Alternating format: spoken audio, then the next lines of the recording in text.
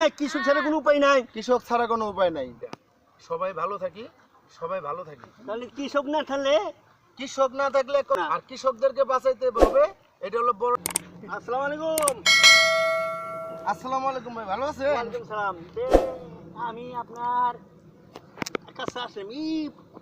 ঠাটা বড় রোদের মধ্যে কে কাম করেন ভাই? একটা কথা বলি, এখন আমরা তো গরিব মানুষ, কাজ তো আমাকে করতে হবে, কাজ ছাড়া তো আর ভাত নাই। এই দেখেন না, এই যে আমাকে যে ঘামটা পড়তেছে, এই ঘামের মূল্য বড় লোক মানুষরা দেয় না। আমরা যদি গরিবরা খেত খামার না করি, রিক্সা না চালাই, এই দোকানপাট না করি, বড় লোক বলতে কোনো শব্দই থাকবো না দেশে। কারণ তারা কাজ করতেও পারবো না, আর কাজ না করলে খাবার উৎপাদন হইব না। খাবার উৎপাদন না হলে বড় লোকরা খাইব কি? এটাই তো বুঝে না। কিন্তু আমরা বড় লোক আর গরিব বুঝি না। আমরা সবাইরে ভালোবাসি, তাই এই ঘাম জ্বললেও আমরা এই ক্ষেত খামারে কাজ করে সবাইরে বাঁচায় রাখি। আমাদের মূল উদ্দেশ্য হলো ওইটা, সবাই সবাই ভালো থাকি। তাহলে কৃষক না থাকলে কথা বড় লোক থাকবে না, বড় লোক থাকবে না। আর কৃষকদেরকে বাঁচাইতে হবে। এটা হলো বড় লোকদের দায়িত্ব।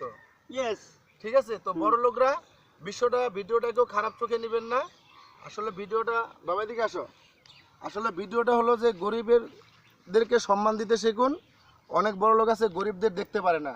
আসলে গরিবরা যদি ফসল আমরা না ফলাই, তাহলে কিন্তু আপনারা খাবার পাবেন না, না খেয়ে মরে যাবেন।